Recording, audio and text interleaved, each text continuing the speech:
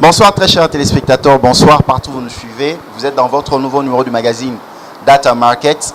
Vous nous suivez de Aru, Beni, Goma, Butembo, vous nous suivez de Bukavu, vous nous suivez de Kinshasa, vous nous suivez du Congo central, de Bongandanga, vous nous suivez de Bandundouville, vous nous suivez de Congo-Brazza, vous nous suivez du Mali, Sénégal, vous nous suivez du Gabon, vous nous suivez du Maroc, Afrique du Sud, vous nous suivez de Paris, Bruxelles, vous nous suivez de l'Illinois, vous nous suivez de Dallas, vous nous suivez de Washington.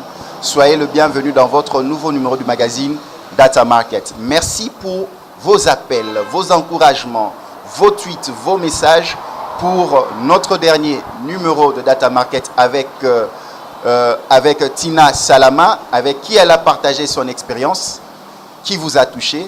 Mais ce soir, nous venons encore vous toucher avec une grande dame sur ce plateau que je vais saluer. Bonsoir, Anne-Émilie Kasongo. Bonsoir, bonsoir. Merci de m'avoir invité parmi vous. Bonsoir à tous. Anne-Émilie Kasongo Yoto, vous êtes banquier. Exact, c'est ça, je suis banquier. Et vous avez votre structure qui accompagne les jeunes femmes par rapport à leur carrière professionnelle. C'est ça.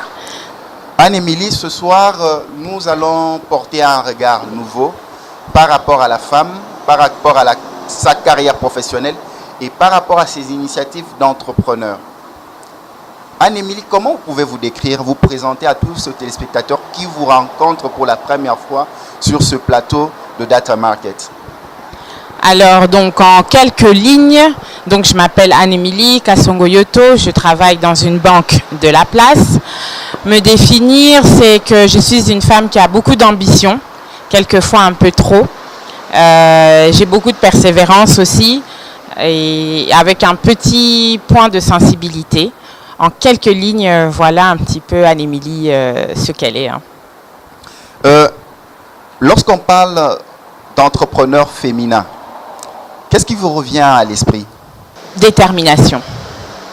Un entrepreneuriat, être un entrepreneur féminin, c'est beaucoup de détermination. C'est vraiment le mot qui me vient à l'esprit lorsqu'on parle de ça, parce que ça demande beaucoup d'efforts de la part de l'entrepreneur, parce que d'abord c'est un entrepreneur, donc elle doit faire beaucoup d'efforts, mais aussi parce que c'est une femme, donc elle doit vraiment doubler l'effort. Donc vraiment la détermination, sans détermination, c'est compliqué. C'est vraiment compliqué. Et de l'autre côté, il y a la femme au sein des entreprises. Est-ce que vous pensez que la femme s'intègre facilement dans une entreprise? Quelle est sa marge de progression? Je dirais aussi détermination, mais aussi persévérance. L'évolution d'une jeune femme dans une entreprise n'est pas facile, parce qu'elle doit se faire respecter, premièrement, et elle doit se faire accepter. Sinon, on dit, oui, bon, elle vient d'arriver, encore une autre jeunette. Non, non, non. Il faut arriver à démontrer que vous êtes capable, par votre travail, de progresser, et ensuite, on vous respecte. C'est tout de suite les préjugés, hein, une fois que vous commencez dans le milieu professionnel. Il faut démontrer, il faut casser ces préjugés-là. Donc, ça demande aussi beaucoup de persévérance pour ne pas prouver aux autres qu'ils ont raison. Plutôt que, ah, on s'était trompé, finalement, ça va, elle est intelligente, elle est capable de gérer ça. C'est ça qu'il faut, en fait, beaucoup de persévérance. Anne-Émilie Kasongo Yoto, je le disais en début de l'émission, que nous allons porter un regard nouveau par rapport à la femme qui entreprend, par rapport à la femme au sein des entreprises, mais spécifiquement ce regard d'autres femmes, dans le même domaine, dans la même structure. Est-ce que la femme elle-même s'accompagne? Je vais bien expliquer. Aujourd'hui, nous reconnaissons l'importance de la femme dans l'entrepreneuriat ainsi qu'au sein de l'entreprise. Mais pour ceux, donc les femmes qui sont arrivées avant d'autres femmes dans une entreprise ou dans un domaine entrepreneurial, est-ce que l'accès est facile? La cohabitation est-elle posée? De votre expérience et responsable d'une structure qui s'occupe de l'intégration professionnelle de jeunes femmes, qu'est-ce que vous pouvez nous en dire? Est-ce que la femme aide la femme au sein de l'entreprise, au sein de l'entrepreneuriat? Pas assez, pas du tout. Elles se sentent, il y a un sérieux problème d'entraide et de communication et de support des autres, des plus âgées, celles qui ont plus d'expérience, qui peuvent aider celles qui sont en train de commencer dans le milieu professionnel ou dans la vie sociale à les aider. Du coup, qu'est-ce qui se passe? C'est qu'elles pensent que l'attitude à avoir, c'est celle de la défensive. Ok, même celle qui est en train d'intégrer sa vie professionnelle pour la première fois, elle pense que c'est ça qu'elle doit avoir comme attitude en fait, parce qu'elle n'est pas aidée, pas assez en tout cas. Moi, de mon expérience, j'ai eu de la chance. Il y a des femmes et des hommes qui m'ont aidée dans mon travail. Aujourd'hui, je peux me permettre d'aider d'autres jeunes filles ou d'autres jeunes femmes. Ma structure ne se focalise pas seulement sur les jeunes filles qui veulent commencer dans le milieu professionnel. Même, tout le monde n'est pas obligé de travailler dans une société. Même celles qui doivent se lancer dans la vie sociale. Puisque quand on termine l'université, maintenant on a une vie. Qu'est-ce que je veux faire? Où est-ce que je veux aller? Dans quoi je suis bien? Dans quoi j'excelle? On quadrille tout ça en fait, on coordonne tout ça, on oriente, parce qu'il n'y a pas assez de support. Les femmes ne s'aident pas beaucoup, bien au contraire, on a des jalousies et ça nous empêche de progresser. Alors que si on se met ensemble dans différents domaines, on fera vraiment beaucoup de choses, vraiment. Mais Anne-Émilie Kasongo-Yoto, vous êtes jeune, vous êtes belle, vous n'avez pas enduré ce que les anciennes ont enduré dans leur domaine, vous avez la facilité. C'est ce qu'il rétorque comme réponse. Moi, je ne suis pas d'accord. Chacune a son parcours. Chacune a son histoire. Moi, ça n'a pas été facile pour moi aussi. J'ai de la chance, c'est que j'ai été élevée par des parents dans une famille où mon père dit toujours d'ailleurs, puisqu'il est toujours vivant, l'éducation, c'est la base. Une fille qui va à l'école, une femme qui étudie et qui a son papier en poche, dégage une assurance qui vous permet de vous tenir debout devant les hommes ou les autres femmes et prouver de quoi vous êtes capable. Ce n'est facile pour personne. C'est facile pour personne. Aujourd'hui, on peut s'asseoir, se reposer sur nos lauriers, se permettre quelques caprices, et je le fais sans regret parce que j'ai travaillé pour y arriver. Donc, oui, elles peuvent dire c'est pas facile, mais ça n'est pas facile pour personne. Chacune a son histoire. Il faut juste savoir se battre, être déterminé à arriver à l'objectif qu'on s'est fixé. Même si c'est pas facile et que tu ne veux pas sortir et tu veux pas rester dans la situation dans laquelle tu vis, bats-toi. Les femmes qui ont réussi, quand on regarde leur histoire, ça n'a jamais été facile pour elles aussi. Donc, moi, je pense que c'est une fausse excuse pour ne pas vouloir progresser. Anne-Émilie, les femmes qui ont réussi, déjà, généralement, la femme, par nature, est très méfiante. Et surtout, celle qui a réussi, elle a dû se sacrifier, se battre. Mais lorsqu'elle regarde ces jeunes femmes qui veulent entreprendre, ces jeunes femmes qui viennent dans les entreprises, elle démontre un doute sur leurs compétences, leurs capacités. Quel est le fondement qui fait que cette femme intègre ce domaine? Est-ce la compétence ou d'autres faveurs ont joué? C'est la raison pour laquelle elles aimeraient que ces jeunes femmes qui viennent dans leur domaine puissent faire leurs preuves. Vous ne trouvez pas que cela aussi tient la route? Oui, évidemment, il y a deux catégories. On n'est pas là pour juger. Mais lorsque vous allez dans un endroit et qu'il y a une dame ou une femme qui est là depuis longtemps, qui a une attitude envers vous parce qu'elle pense que vous êtes arrivé là par faveur, je vous garantis d'expérience personnelle, la minute où elle détecte de vous qu'en fait vous êtes une femme compétente, je vous assure que ça change. Parce qu'elle vous respecte. Ah d'accord, viens, je vais te prendre sur mon aile. Tu seras je serai ton mentor. Mais il faut juste lui prouver que moi j'ai été là parce que j'en vaux la peine. Mais dès que vous prouvez que vous êtes là parce que vous avez eu des faveurs, c'est normal qu'elle développe cette attitude-là. Elles n'ont de respect que pour celles qui travaillent. Personnellement, moi aussi.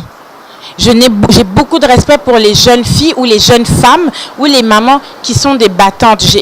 Dès que j'en trouve une, je suis tout de suite, je vais d'ailleurs tout de suite lui dire, je vous admire beaucoup. Parce que j'ai beaucoup de respect pour le parcours qu'elles ont traversé, surtout quand ça n'a pas été facile. Donc moi, si je dois prendre quelqu'un sous mon aile, j'ai besoin de voir qu'elle a envie d'y arriver, qu'elle veut se donner les moyens. Et c'est pour ça qu'on a Bring Back Sisterhood. J'ai des jeunes filles qui viennent, qui m'appellent et qui m'écrivent tous les jours. Madame, je ne sais pas faire mon CV, aidez-moi à faire mon CV. Je vais t'aider à faire ton CV parce que je vois que tu veux arriver et tu as besoin de mon aide pour que je t'apprenne à faire ton CV. Ah, madame, moi je veux travailler comme vous, apprenez-moi à écrire mon CV, ma lettre de motivation. Je vais le faire. On va le faire, on est là pour vous aider. Si c'est dans un domaine que je ne connais pas, j'appelle une autre femme de mon organisation. C'est quoi, il y a telle jeune fille qui a besoin d'aide. Ok, ça va, envoie-la moi. C'est comme ça qu'on fonctionne. Anne-Émilie Kasongo-Yoto, tu m'as dévancé. Venons maintenant à votre structure. C'est à cause de ce manquement, de ce besoin, vous vous êtes lancé à créer une structure INASBEL qui accompagne les jeunes femmes dans l'intégration professionnelle. Pouvez-vous nous la présenter? D'accord. J'appelle ça structure, j'appelle ça aussi un mouvement, comme une façon de penser, qui s'appelle en anglais Bring Back Sisterhood. Sisterhood, en anglais, ça veut dire une sororité, un rassemblement de femmes qui se mettent ensemble pour débattre de tous les sujets qui existent dans le milieu d'une femme, de tous les sujets, de tous les moments qu'une femme traverse au cours de sa vie. C'est pour ça que les âges dans ma structure, elles sont différentes. Il y en a qui ont mon âge, il y en a qui sont plus âgés, il y en a qui sont plus jeunes. On profite des expériences de toutes pour pouvoir se mettre ensemble, faire bouger les choses ensemble. D'accord ? J'ai créé ça, pourquoi? Parce que justement, j'ai eu ce problème-là. Et j'ai remarqué qu'il y avait ce problème-là ici chez nous dans notre société. Les jeunes filles n'ont pas cet amour de vouloir aider les autres. Les réseaux sociaux, les téléréalités nous apprennent qu'on doit être compétitrices les unes envers les autres. La compétition, c'est bien, mais quand elle est bien faite, quand elle est bonne, quand tu prends quelqu'un comme exemple, en te disant, je veux être comme elle. C'est ça la compétition en fait. Et d'ailleurs, c'est simple, tu vas lui demander, vous savez quoi, moi je vous admire beaucoup, j'aimerais vraiment faire comme vous. Je ne veux pas citer les noms, mais il y a des femmes que j'admire beaucoup et que j'ai approchées parce que je trouvais que leur parcours était excellent et que je trouvais que leur parcours ressemblerait plus ou moins au mien. Et je suis allée les approcher et elles ont été très ouvertes avec moi. Donc c'est vraiment pour ça qu'on a créé cette structure, que j'ai créé cette structure. Et chaque femme à qui j'en ai parlé était tout de suite d'accord d'y adhérer parce qu'elles aussi, elles ont senti le besoin de se mettre ensemble et à changer un petit peu les mentalités. Moi j'ai dit c'est pas grave. Si on est 20, on est 15, on est 10, on fait le travail à 20, à 15 ou à 10. Et comme ça, les autres disent, ah ben finalement, nous aussi, on veut participer. Nous aussi, on veut apporter notre pierre à l'édifice. Et c'est comme ça qu'on fera bouger les choses. Anne-Émilie, quels sont les besoins? Vous nous avez parlé là, tantôt, faire un CV, accompagnement. Donc, vous coachez ces jeunes femmes, vous les accompagnez chacun dans leur domaine. Ça peut être dans la vie professionnelle, tout comme dans la vie privée. Tout à fait. D'accord? C'est dans tous les domaines. Ce que nous, on veut, c'est de pouvoir créer un endroit où elles ont de l'exemple, une base, un exemple. Ça peut être le CV, l'attitude lorsque tu vas passer ton entretien d'embauche pour le travail, c'est important. En anglais, on appelle ça le body language. Ce que tu dégages à tes interlocuteurs, ou l'assurance, ou le stress, ou tout ça, ça s'apprend. Et ça peut être dans la vie privée aussi. Oui, je traverse telle période, je traverse telle situation où tu es un peu abattu. On t'aide, on te remonte le moral à travers des bouquins, à travers des conseils, à travers même du côté spirituel aussi. Hein. Moi, c'est très important pour moi. Je dis toujours que c'est important, ça me permet à moi de garder mon équilibre. C'est comme un équilibre, c'est pas comme c'est mon équilibre. Donc, la paix du cœur, la paix de l'esprit, et donc ça va comme ça. Ça va dans tous les domaines, que ce soit professionnel, et que ce soit privé. On veut créer un espace où on arrive à orienter tout le monde parce qu'il y a des exemples. Parce que les jeunes filles, elles disent aujourd'hui, moi je termine l'université, mais on ne sait pas comment faire. Qu'est-ce qu'on fait? Parce qu'on nous apprend qu'il faut se marier, ou qu'est-ce qu'on fait? Qu'est-ce que je veux? Tu sais même pas, tu étudies le droit, mais peut-être que tu n'as même pas envie d'être dans le droit. Finalement, c'est la communication qui t'intéresse, ou le marketing. Mais tout ça, il faut d'abord se connaître en tant que personne. Et c'est ce que moi et mon organisation, on veut créer. Et c'est ça qu'on veut produire, en fait. Comment se passe le contact? Ils viennent dans un bureau, vous avez un bureau précis, vous leur encadrez où? C'est sur les réseaux sociaux? Comment vous faites? Alors, on fait pour l'instant, jusqu'à l'année prochaine, il y a des contacts, il y a un numéro de téléphone, il y a une page Twitter, il y a une boîte email où vous pouvez nous écrire, mais en général, on fait des petites réunions, comme des petites conventions, entre guillemets. On se met autour d'une table très conviviale pour permettre à l'autre de se sentir confortable. Et donc c'est en tour de, on se dit, on fait une petite conférence, on fait une petite réunion, on fait des petits workshops et on se met ensemble et on discute et on échange et on donne des conseils et on en reçoit aussi, bien sûr, bien évidemment, parce qu'on n'a pas moi je dis toujours, on n'est pas supérieur aux autres, on apprend, moi-même j'apprends encore de certaines, donc c'est plutôt comme ça. Mais on a une base de données, on a un contact, on a une base de données et on reste ouvert.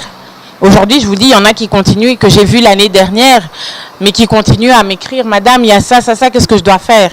Je te dis, ok, fais comme ça, fais comme ça. Madame, ton CV, ok, renvoie-le-moi. Madame, j'ai lancé je fais des bijoux avec du tissu et tout. Moi, je ne suis pas expert dans le domaine, je vais t'orienter vers quelqu'un qui pourra peut-être te coacher. C'est comme ça qu'on fait. Anne-Émilie Kassongo Yoto, pour celles qui se sentent un peu réticentes, qui n'ont pas un bon niveau. Et certes, elles ont fait l'université, des instituts supérieurs. Vous rencontrez aussi ces cas? Oui, bien sûr. Comment vous y prenez quand la personne doute? Elle se dit, Anne-Émilie va vraiment constater que je n'ai aucun niveau malgré mes diplômes. Comment ça se passe? Ça, c'est aussi un problème de confiance en soi. Donc, on entre dans un autre système. Donc, déjà, avant de venir me dire, oui, on voit déjà que tu as un problème de confiance en soi. Et la confiance en soi, ça se cultive, ça se crée, ça prend du temps, ça s'apprend. Et donc, on va t'orienter à te former d'abord toi-même en tant que femme. Si tu n'arrives pas à te mettre devant moi en hésitant sur tes capacités, etc., comment tu vas faire à l'extérieur? Il y en a qui réussissent même sans diplôme, hein, mais juste parce qu'elle a tellement de confiance qu'elle est capable d'apprendre que finalement on se dit, oui, mais finalement toi tu es compétente. Donc le tout, là, quelqu'un comme ça a un problème de confiance en soi qu'elle doit d'abord travailler. Anne-Émilie, on va faire un exercice, hein, comme on t'a. Plusieurs jeunes femmes qui sont dans cette situation partout en Afrique, parce que nous avons des appels du Sénégal, Mali, Guinée. Data Market est vraiment suivi. On va faire 3 exercices. Vous êtes notre coach pour toutes ces dames qui nous suivent. Commençons par un CV. Comment se présente un CV? De votre expérience, hein? Alors, on a constaté quelque chose dans les CV. Lorsqu'une personne écrit son CV, elle a tendance à mettre... Les personnes qui lisent le CV n'ont pas le temps de lire ton école primaire, l'école secondaire. Il faut toujours mettre les compétences les plus récentes au début de la page. Son profil, ses compétences, ses points forts, ses points faibles au début de la page. Ses dernières expériences au début. Parce que la personne qui lit, moi si je lis ton CV, nom, poste nom, province, machin, école primaire, etc. Mais jusqu'à la fin de la première page, je n'ai toujours pas vu en quoi tu m'es utile. Je mets ton CV de côté. Je mets ton CV de côté parce que c'est long. Ça décrit déjà que tu es quelqu'un qui prend beaucoup de temps. Alors que si tu es quelqu'un de pragmatique et de concis, de précis, tu peux avoir un CV qui a un petit paragraphe comme ça. Hein. Ton nom, ton identité et point fort, compétente, ambitieuse, capable de travailler sous stress. Ah, tiens, tu commences à m'intéresser. Tout ça au début, à la première page. Dernière expérience professionnelle, tel endroit. Ah d'accord, tu commences à attirer mon attention. Et maintenant, après, je vais vouloir creuser. Tiens, quelle étude elle a fait? Je vais tourner la page. Et j'irai voir, elle a étudié tel jeu. Ok, ça va, c'est bon, je la prends. C'est très important. C'est très important. On a vu ça dans les CV. Il faut apprendre à être précis et concis. Ça montre un état d'esprit. Précis et concis déjà vers Au la début, première page. absolument, au début. Mais pour ce structure, ces entreprises qui demandent 4 pages, ainsi de suite. Ça m'étonnerait. Le CV, on se distingue par le CV. Parce que, qu'est-ce qui se passe? Quand on dépose le CV, il y en a des milliers qui déposent des CV. Et les gens qui les lisent n'ont pas toujours le temps. On cherche quelqu'un de bien précis pour un poste bien compétent. Surtout dans les sociétés, maintenant, c'est la compétence, c'est l'ambition, la capacité de travailler sous stress, etc. Maintenant, moi, j'ai une centaine de CV à lire. Alors, si je vous imaginez, si je dois commencer chaque fois à lire la première page, mais je ne comprends pas encore pourquoi je dois t'engager. Alors que si le CV tilt aussi, ah tiens, la façon dont c'est présenté, la façon dont elle se présente, ah tiens, les tâches qu'elle a fait, tu tiltes mon attention déjà. Je vous assure que les 4 autres pages, et ça m'étonnerait, 4-5 pages, ça devient trop long pour un CV.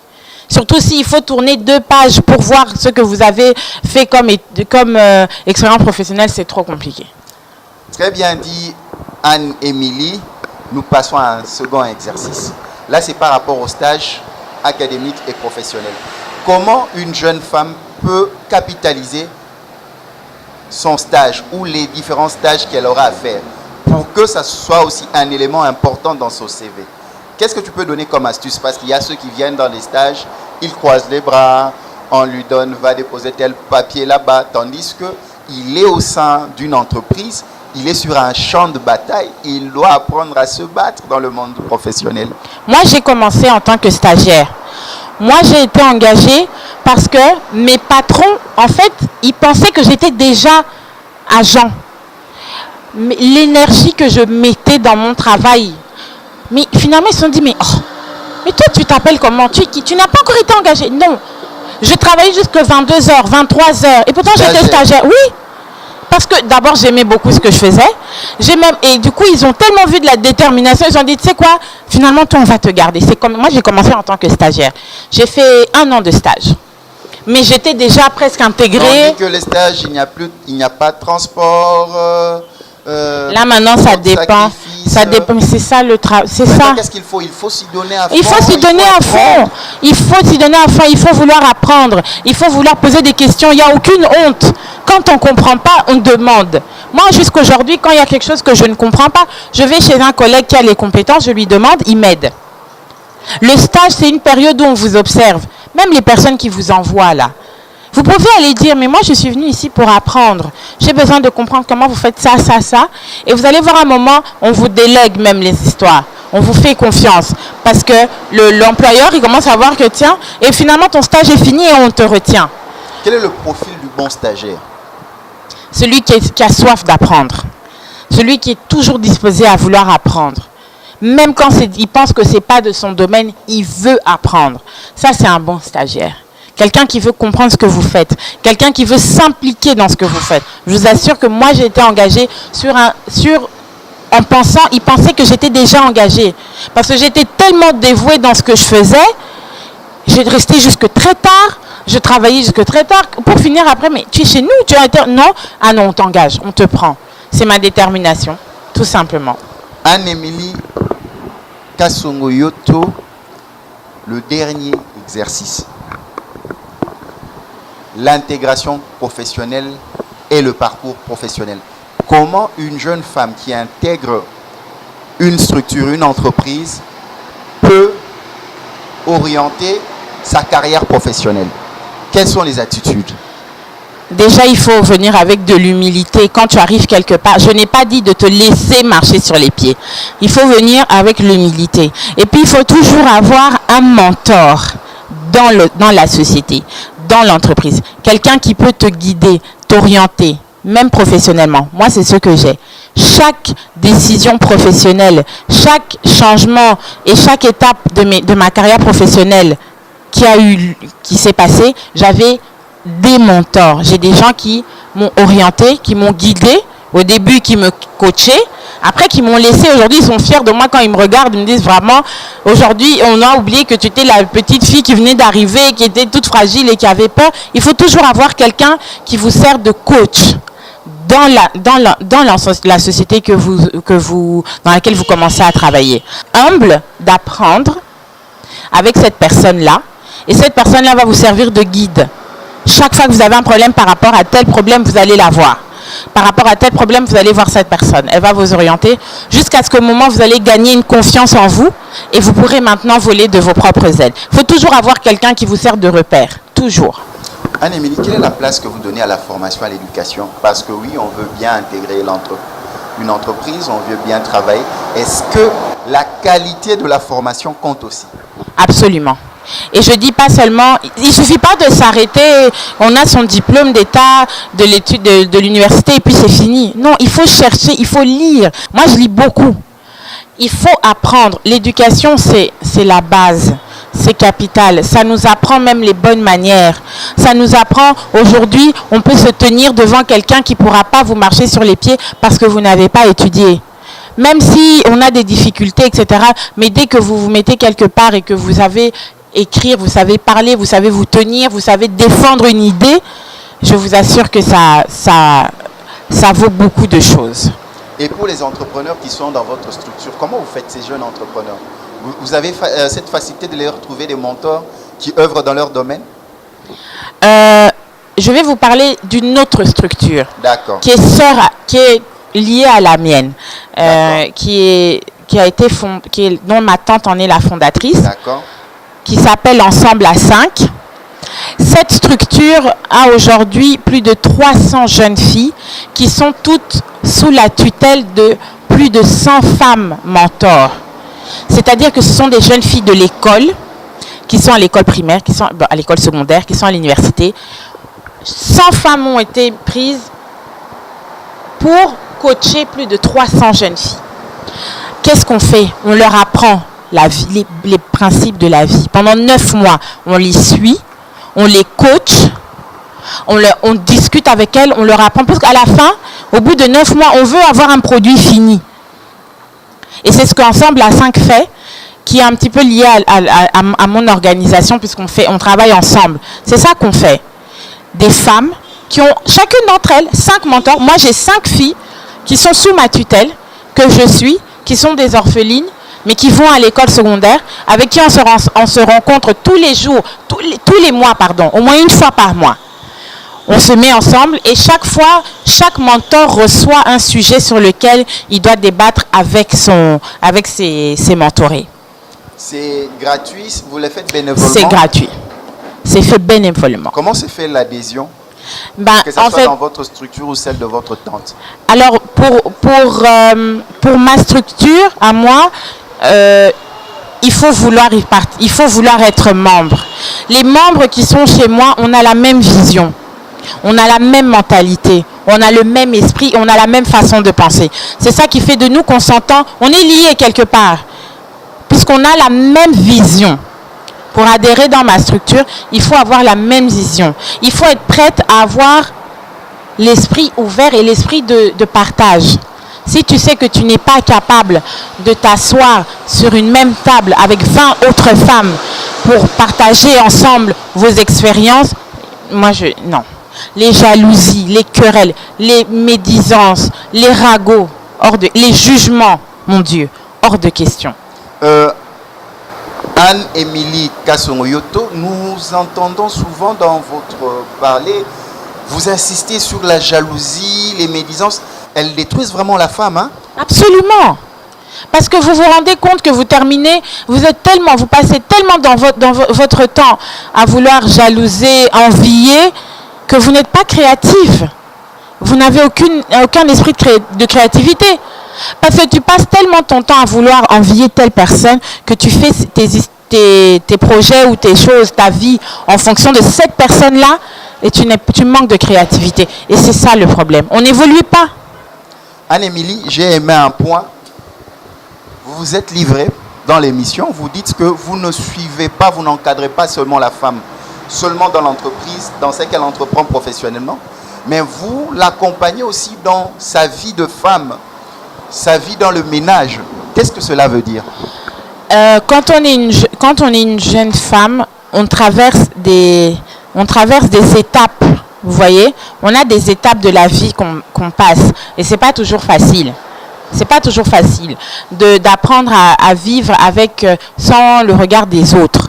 C'est-à-dire que, par exemple, on traverse la crise de la trentaine, où on a 25 ans, on n'a pas encore fini les études, on commence pas encore à travailler, on se perd. Nous, on t'oriente un petit peu, on te donne des conseils, on t'apprend, regarde, il y a ça, il y a ça, il y a ça, lis telle chose, écoute telle personne. De conseils en pratique, comment être une bonne épouse, comment être une bonne mère, comment gérer son foyer. Pour être une bonne épouse, c'est une femme qui est dans l'organisation, qui est une épouse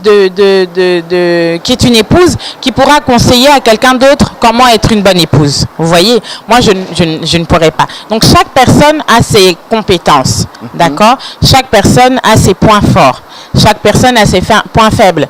On peut dire à une dame qui est une jeune fille qui vient d'entrer dans le ménage, elle peut être orientée par une dame, une maman ou une femme qui est déjà dans le ménage, mais qui a aussi une vie active et qui pourra l'aider et l'orienter à combiner les deux. D'accord.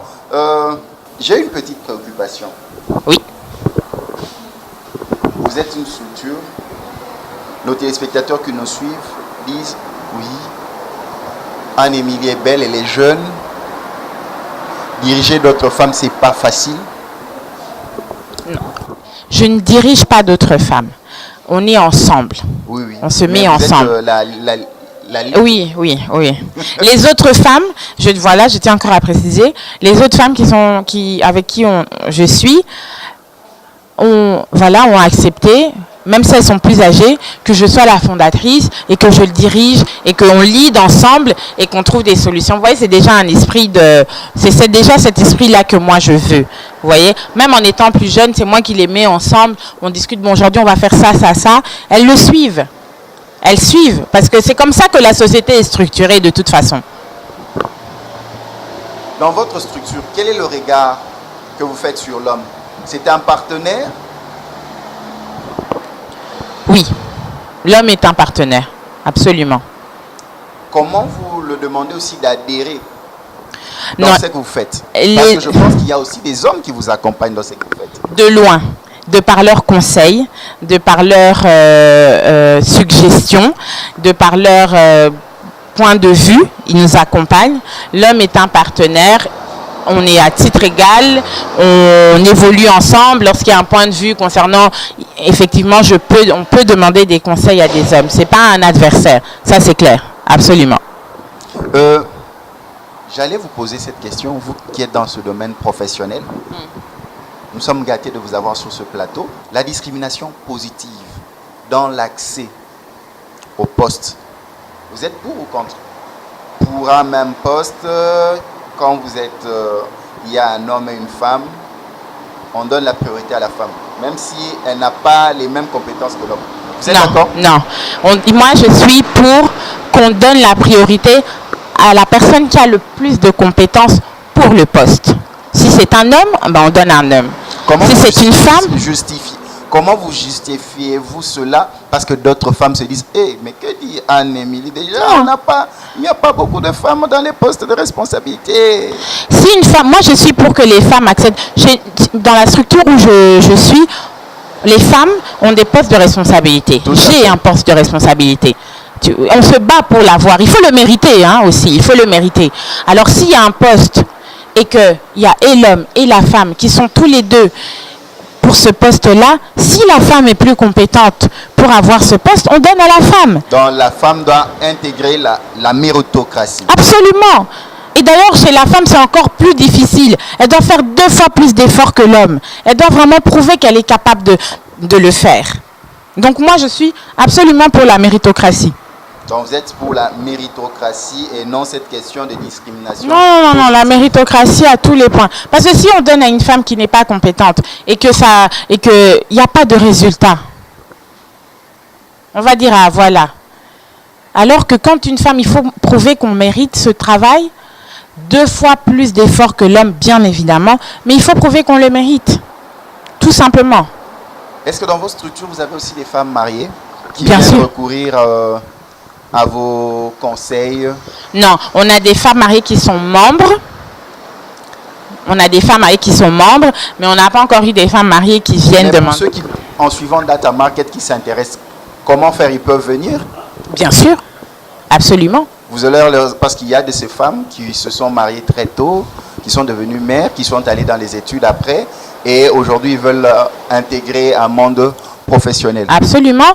Comment on fonctionne? Donc pour l'année 2019, on fera un calendrier d'activités. Vous voyez, on va faire un calendrier d'activités et on pourra toucher tous les domaines de la vie d'une femme, que ça soit sur le milieu professionnel, que ça soit sur la vie sentimentale, que ça soit la vie de mère, que ça soit dans tout. On va faire un calendrier d'activités et on pourra vraiment toucher tous les secteurs et tous les domaines. Et pour les femmes analphabètes mais qui ont des activités génératrices de ressources, vous leur accompagnez aussi? À long terme, on aimerait bien, pourquoi pas? Ah, vous aimeriez bien aussi oui, pourquoi aller pas? chez les mamans maraîchères? Oui, pourquoi pas? Les mamans vendeuses? Oui, pourquoi pas? Vous savez que c'est une grande tâche. Hein? Oui, je sais. C'est notre gros challenge pour l'année prochaine. Vraiment. Est-ce que tu te sens capable à supporter tout ce poids? C'est quand même une pression. Heureusement que je ne suis pas seule. Vous n'êtes pas seule. Non, heureusement que je ne suis pas seule. Il y a plein d'autres derrière moi qui seront disposés à m'aider et à m'accompagner dans cette tâche-là. Anne-Émilie Kasongoyoto, pour toi, comment tu définis une femme qui a réussi, qui a atteint son but? Comment tu la définis? C'est une femme qui est épanouie. Une femme épanouie qui est bien dans sa peau, qui est bien dans sa vie, qui arrive à atteindre ses objectifs, qui se fixe ses objectifs et qui les atteint. Pour moi, c'est une femme qui en veut toujours plus. Hein, parce que quand on a de l'ambition, on ne s'arrête jamais. Mais une femme qui est épanouie dans son domaine et dans ce qu'elle fait, même si c'est le ménage, si elle est épanouie, pour moi, elle est bien dans sa peau, elle a réussi. Anne-Émilie, beaucoup de nos téléspectateurs qui vous suivent déjà me disent sans faut rien qu'elle puisse nous parler de son parcours. Comment elle est devenue cette Anne-Émilie accomplie aujourd'hui qui est sur le plateau d'Adata Market? Par quoi vous êtes passée? Moi, je dis toujours que j'ai eu de la chance et je bénis toujours le bon Dieu pour ça. C'est d'avoir été dans une famille où on laisse beaucoup quand tu es enfant, on te laisse t'exprimer. Ma famille est une famille qui m'apporte beaucoup de soutien. C'est déjà une bonne base pour moi. Donc j'ai déjà eu cette chance-là où on apprend le travail et la persévérance. Il n'y a rien qu'on apprend, que tu as sans que tu travailles. Rien. Moi j'ai grandi comme ça. Tu veux quelque chose, tu travailles pour ça. Ça allait comme ça à l'école. Tu veux sortir faire la fête pendant les vacances, eh ben étudie pendant l'année scolaire. Et quand on n'avait pas des bons points, on nous confisquait nos téléphones, je me rappelle toujours. Et après, quand tu méritais ton téléphone, on te le remettait. Pareil, tu veux travailler, tu veux réussir, travaille. Et moi, c'est comme ça que j'ai grandi. C'est comme ça que j'ai commencé le milieu professionnel. Tu veux être engagé, bats-toi. Tu veux avoir tel poste, montre que tu le mérites. C'est tout. C'est la méritocratie, puisque quand tu montres que tu es capable de faire quelque chose, pourquoi on t'arrêterait? Puisque tu en es capable et que tu as prouvé que tu en étais capable. Moi, c'est comme ça que j'ai évolué dans mon parcours professionnel. En prouvant aujourd'hui, on peut dire, ah oui, elle peut mériter tel poste, elle est capable de le faire. Oui, à tel endroit, c'est compliqué. Envoyer un Émilie, elle saura gérer là-bas. Parce qu'ils ont vu que j'étais capable de le faire. Dans la famille, c'est la base même de la construction oui. de l'homme. Oui. De cette femme qui va gagner demain. Oui, pour moi, c'est la base. Maintenant, pour ceux qui n'ont pas les mêmes réalité familiale, moi c'est pour ça que j'ai créé aussi un petit peu ma structure, c'est aussi pour pouvoir les aider, mais il faut aussi lire, vous voyez, lire les bouquins, chercher à comprendre sur internet au lieu de chercher sur Facebook telle personne. Facebook peut même nous aider à retrouver des gens qui sont dans le même domaine que nous, qui sont dans le même cas que nous, qui peuvent nous aider. Il faut utiliser les réseaux sociaux, même internet, de la bonne façon. Un message à toutes ces jeunes femmes dans le milieu professionnel en Afrique. Qu'est-ce que tu vas leur dire provenant de votre cœur? Qu'on soit unis, qu'on s'unisse. Si tu es au Sénégal et que tu as suivi mon émission et que je t'intéresse, contacte-moi pour voir ce qu'on peut faire entre le Sénégal et le Congo. C'est ça mon message. L'union entre les femmes. Nous entamons déjà la dernière ligne droite de ces échanges. j'ai appris, j'ai grandi. Vous m'avez ouvert les yeux comme à tous ces téléspectateurs. Et nous soutenons toute cette activité initiée par des jeunes femmes qui veulent construire un Afrique nouveau avec des jeunes nouveaux. Et même de par le monde, hein, ceux qui nous suivent au Canada, aux États-Unis et ceux qui partagent notre langue, la langue française. Anne-Émilie, quelles sont vos perspectives d'avenir par rapport à votre structure? On aimerait vraiment pour l'année prochaine, vraiment beaucoup faire parler de nous pour pouvoir créer, en tout cas, le début d'un changement de mentalité à travers nos activités, à travers nos petites conférences. On aimerait qu'à la fin de l'année, même si c'est une fille, même si c'est 2 filles ou 3 filles, jeunes femmes, à la fin, elles se sentent fières d'elles, qu'elles aient envie d'aller chercher plus loin parce qu'elles nous ont écoutés, parce elles nous ont suivis, parce qu'elles ont intégré Bring Back Sisterhood, parce qu'elles ont lu ce qu'on écrit. Donc voilà.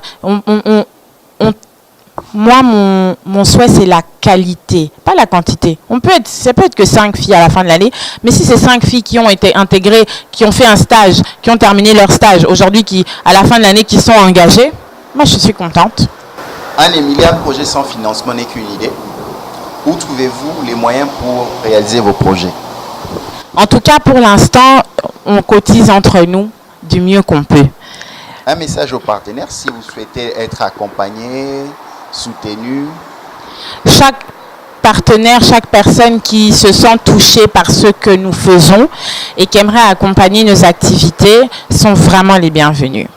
Ça ne sera pas de refus. Un dernier message pour mettre fin à notre échange. Je pense que ça ne sera pas la dernière fois. Les portes de Data Market sont ouvertes à Anne-Émilie Kassongo Yoto. Merci beaucoup d'avoir pensé à moi. Merci beaucoup de m'avoir permis de m'exprimer et de présenter ce que nous faisons, mon idée et ma vision derrière tout ça. Et j'espère que vous recevrez plein de contacts pour avoir un petit peu plus d'informations en ce qui nous concerne. Vous avez suivi Data Market. Nous étions ici avec Kassongo Yoto Anne-Émilie. Elle nous a parlé avec son cœur. Nous avons besoin de cette jeunesse qui bouge, qui change.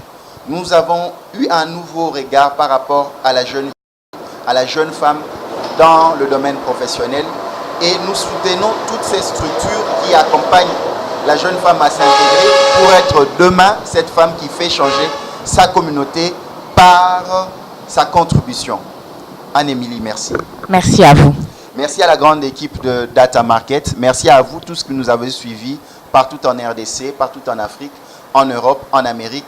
Merci et nous restons toujours branchés dans votre programme. Vous pouvez suivre cet élément, cette émission sur nos réseaux sociaux. Vous pouvez taper sur Internet YouTube Sinfo Katende TV ou aller aimer, liker la page de Data Market pour revoir cette émission avec Anne-Émilie. À la prochaine. Ciao.